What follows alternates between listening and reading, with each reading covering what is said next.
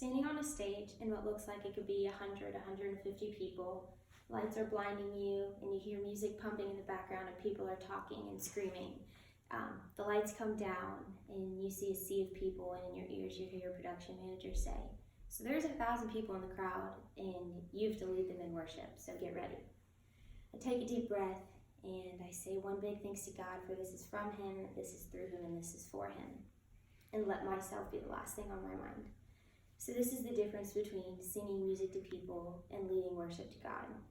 Leading worship is something that I have done for about 4 years now, and though I am nowhere near perfect, leading worship is all about learning the lyrics and believing what I'm singing, over practicing, and trusting God and the others around you. So the first thing to be a great and effective worship leader is to only sing songs to lyrics that I believe are true. So again, worship is all about praising God and thanking Him for what He has done, and it's not about me. So believe it or not, some worship songs talk about ourselves and what we can do and who we are, but instead, that is worshiping ourselves, and that is not what worship is. Worship is about praising God and God alone, and that's something that I want to do. Secondly, not all songs have the same beliefs that I do as a Christian, and I do not want to lead a crowd of people in a song that may just sound really, really good, but does not coincide with true Christian beliefs. For example, the word reckless sounds really, really cool, but it may not have the right context on who God really is. And reading what I'm singing can help me get to know what I'm believing and get me in the mindset of growing in a deeper understanding. So by reading lyrics and knowing what I'm singing to help lead a crowd better, it is the best way that I can be an active leader. And the second thing is by over practicing. Knowing all the lyrics can increase confidence and can make someone more comfortable on stage and look less awkward. People in a crowd can be less responsive to someone who looks scared or uncomfortable or awkward, and they can be less responsive, and they may not have a good interaction with God, or they can be distracted, and that's not something that I want.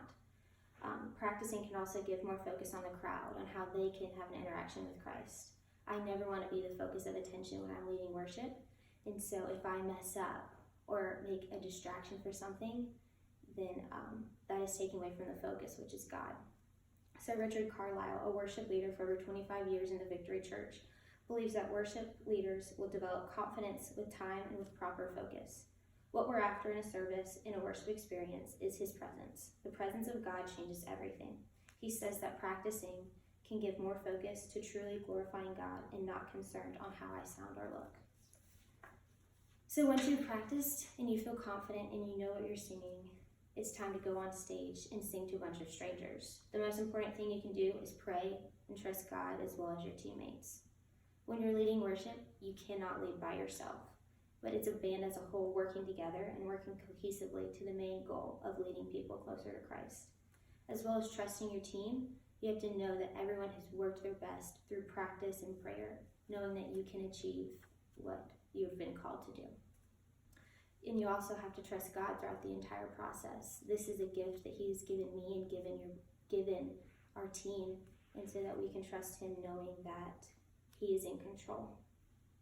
Jake Goslin, another worship leader of over 12 years, says, "Ask God to move powerfully in worship and to change hearts and lives. You are doing all of this for God.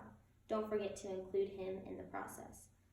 So trusting God is one of the hardest things you can do, but it can lead to the most authentic and genuine worship, which puts God over self-glorification, which is the most important thing.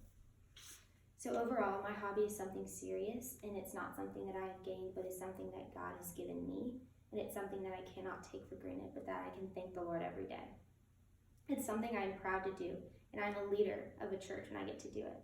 It's something that I enjoy immensely, and it brings me such joy. It is important, and it can be done well by truly understanding and believing what you're singing, practicing and being confident on stage, and trusting God wherever He takes you. I want to spread my gift and my hobby to as many people as I can and reach as many people as I can, giving God all the glory. That was so good.